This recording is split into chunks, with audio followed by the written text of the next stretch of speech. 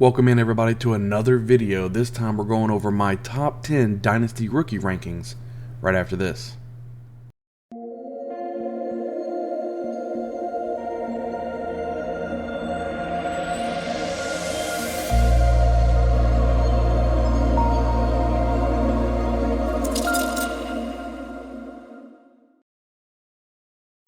Alright guys, coming in at number 10 we have none other than Kenneth Walker from Michigan State.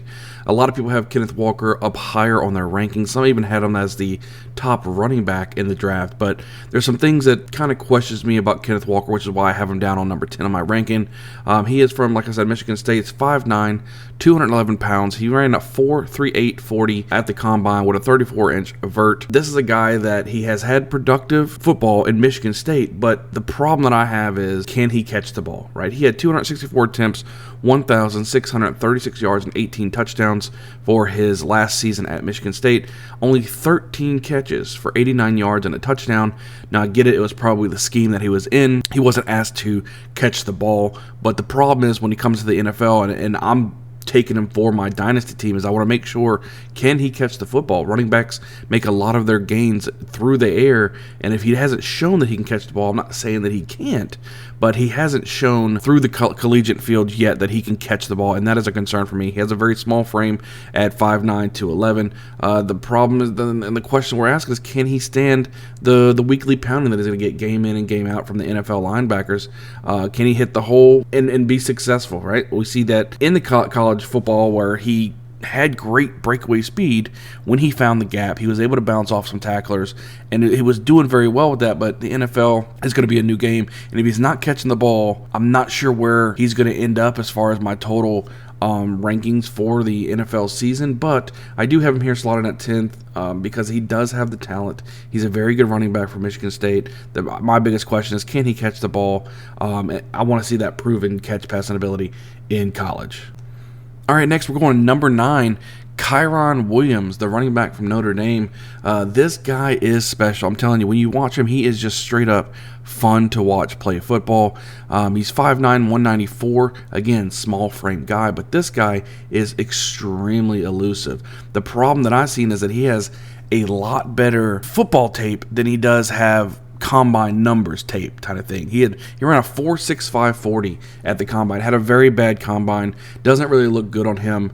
32-inch vert, but he just plays faster than he looks. He had 204 attempts his last season, 1,002 yards and 14 touchdowns, 42 receptions, 359 yards and 3 touchdowns. He is probably, in my opinion, the best dual threat running back in the class. Between running it, finding the holes, being patient, catching the ball out of the backfield, he has elite pass catching skills. And when he gets in the open field, watch out. He's super elusive. He makes breaking tackles look easy. And again, like I said, he didn't have the best combine, which is probably going to hurt his draft results, but in turn, it's probably going to help him drop to a really good football team that needs a running back. So we'll see how it goes. He does have the ability to be a 3-down back in the NFL, so if he lands in that right opportunity, it looks like he could be a decent running back for fantasy. The biggest issue that I had seen whenever I was watching some of his tape was that it seemed like to me like he had a fumbling issue, and he needs to make sure he holds on to that football. Now, granted, fumbling issues we have seen in the past with running backs who's had some issues. If with the right coach, they can definitely be coached up to be able to hold on to the ball longer, and I'm hoping that can happen for Kyron Williams, but I do have him at number 9 in my rankings. All right, we're moving along to number 8 with a quarterback, Kenny Picket from Pitt. He is 6'3", 217 pounds. He ran a 4.73 in the 40-yard dash at the combine. This guy is the most, in my opinion, the most NFL-ready quarterback in this draft class. This guy has got a nice arm. He's got the accuracy. He's got the precision. He's got the experience. He's a 4-year starter at Pitt. He didn't want to come out after his junior year. He didn't have the best season, and boy, was he lucky. He came out in the last season, and he ripped it up. I mean, 4,300 yards passing and 42 touchdowns and 497 attempts. That's ridiculous. 42 touchdowns. He's such a good quarterback, man. He's something that NFL teams are going to want. The problem is that I think he is going to be a better NFL quarterback than fantasy quarterback, which is why I have him at number 8 on my list. He had 98 rushing attempts for 233 yards and 5 touchdowns. Nothing to ooh and ah about, but he can get out in the open and get you the first down if need be, but he doesn't have wheels by any means, but he is a mobile quarterback, and like I said, he's definitely probably a better NFL quarterback than he is going to be for a fantasy quarterback. But still, if you're in your Dynasty draft and you're looking for a quarterback that can get you some points and be stable within the next few years, it looks like Kenny Pickett, depending on where he lands, could be a good fantasy quarterback for your football team. Now we're talking about number 7. We have running back Isaiah Spiller. Now, a lot of people have Spiller as possibly even the number 1 running back. A lot of people have him probably a lot higher on his boards. To me, there's some people that I would probably rather have on my team above that. Not saying that Spiller can't get it done, because he has the ability and he has the skill to get it done on the NFL level. Again, it just depends on where he lands in his situation to see if he's going to have the opportunity to do something. He is played at Texas A&M, 6 foot, 217 pounds. He didn't run the 40-yard dash at the combine because he got dinged up a little bit, but he did have a 30-inch vert. He had 179 attempts for 1,011 yards and 6 touchdowns. There was another running back at Texas A&M that he split the carries with, so he wasn't the bell cow over there. 25 receptions, 189 yards and a touchdown. The thing that I like about Isaiah Spiller is he is only 20 years old. He is the youngest player in the NFL draft. And when you're talking about a Dynasty League, you always are looking at the age and seeing where you can benefit. And definitely you have some time to make sure Spiller has ample amount of time in the NFL to blossom into what he possibly could be. He's super elusive between the tackles, very hard to bring down. The thing with him is he can do everything pretty well, but I wouldn't say that he's elite by far at anything. He just does everything really, really well. And I know he could be a good fantasy producer, but we're going to have to see where he lands in the NFL draft to see how high, if he does want to rise on my board whatsoever. All right, now we're at number 6, and we're going with wide receiver Garrett Wilson from Ohio State. This guy gets me super, super excited. I love watching him play. His stats would have been way better than what it was if he didn't have a sophomore that he was competing with, Jackson Smith-Njigba. That dude is a freak of nature wide receiver. I can't wait till he comes out in the NFL draft. He had 95 catches for 1,600 yards and 9 touchdowns last season. Just an absolute beast. But let's go ahead and talk about Garrett Wilson. Garrett Wilson is 6 foot, 183. He ran a 4.38 40-yard dash, 36-inch vertical. He had 70 catches, 1,058 yards, and 12 touchdowns last season. He's a really good route runner. He knows how to find the open pocket. I love the way he's just shifted in and out. He knows how to go up and snatch the ball with his hands. He's not a body catcher. He catches it with his hands, grabs the ball, and pulls it into his body. He has elite body control. I've seen this guy go over on the top of people and somehow keep his balance where he got a foot in bounds for the reception. This guy is probably the best yards after catch receiver in this year's draft class. This dude catches the ball, he looks up the field, he looks like to make a play. So look, that's why I have Garrett Wilson at number 6, the first wide receiver that we're going to talk about. Grab him for your fantasy teams. I think he's going to be a good receiver for years to come. All right, number 5, we're going with another quarterback. We're going with Malik Willis out of Liberty. He's 6 foot, 219 pounds. This guy, he's got everything. He was a transfer from Auburn after the 2018 season, and he led Liberty, and I'm telling you, he put up some gaudy numbers, especially on the ground. He had 339 attempts through the air, 2,857 yards, and 27 touchdowns, with 197 attempts on the ground, 878 yards, and 13 touchdowns. He is a definite dual threat quarterback. He can do it with his legs. He can do it with his arm. Think kind of Jalen Hurts type of Lamar Jackson type of thing. I think he's a better passer than Lamar Jackson.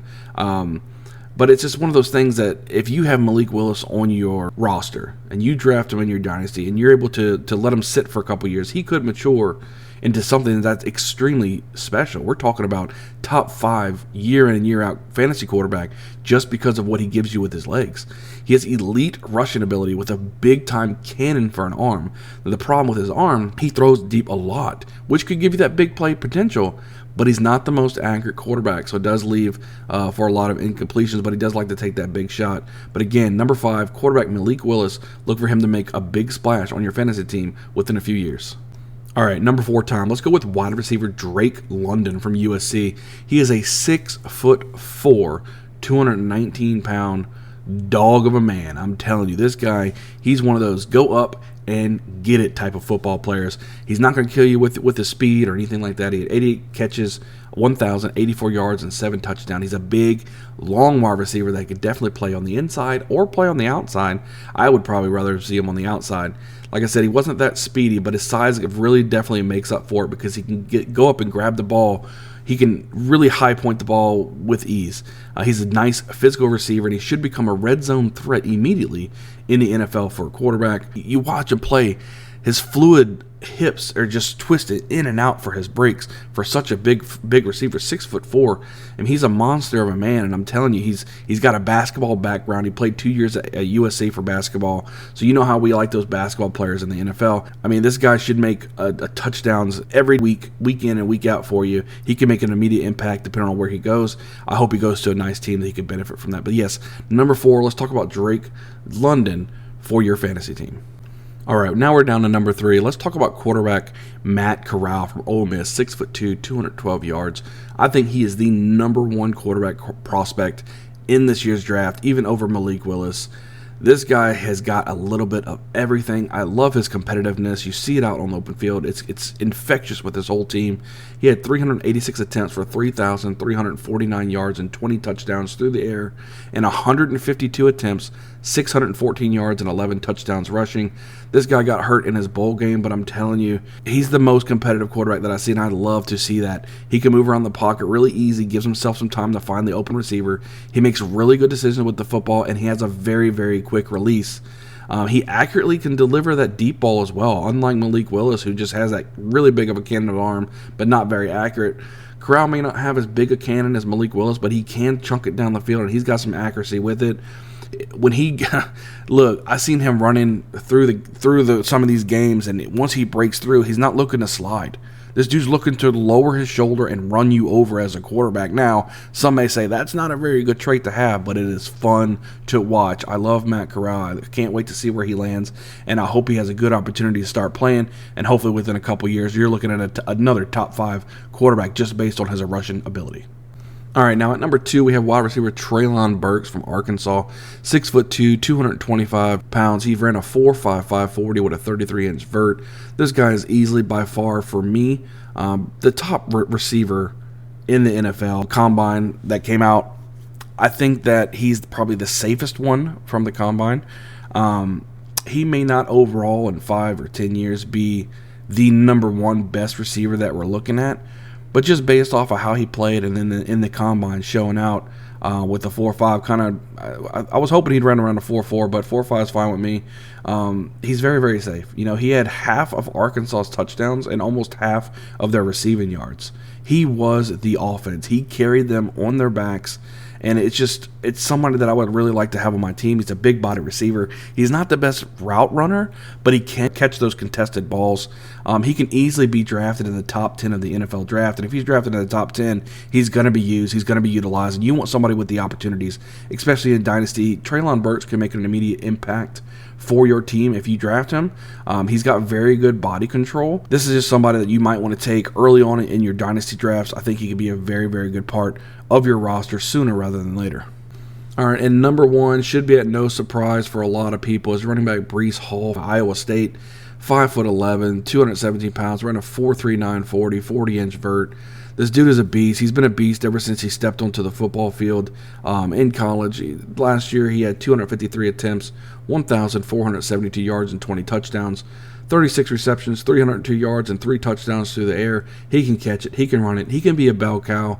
I mean, he's going to catch the swing passes, catch the screens.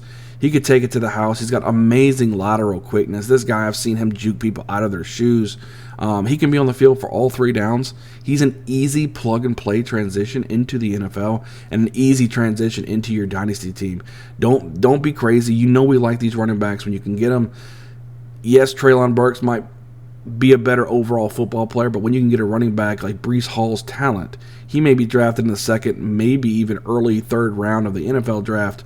But there are some whispers saying that he could probably sneak into the end of the first round, and I'm telling you, this guy is worth it. I've seen him play. He has everything it could take to be an NFL running back, and I think he's going to make an immediate impact for someone's fantasy team. Somebody's going to draft him, and he's going to put him right in there. He's not going to be buried on the depth chart. He's somebody you can look at, and that's why I have him at number 1 on my Dynasty rankings. Guys, I appreciate you so much for being here, watching my Dynasty rankings for 2022 pre-draft. And guys, hit that subscribe button, hit that like button, leave a comment down below if there's somebody that I missed out that you believe should be in the top 10. And I'll see you guys next time.